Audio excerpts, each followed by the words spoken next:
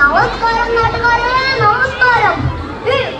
നഗരത്തില് ഇത്രയും വലിയ സമൂഹങ്ങൾ കാണിക്കാൻ ക്ഷണിച്ചല്ലോ.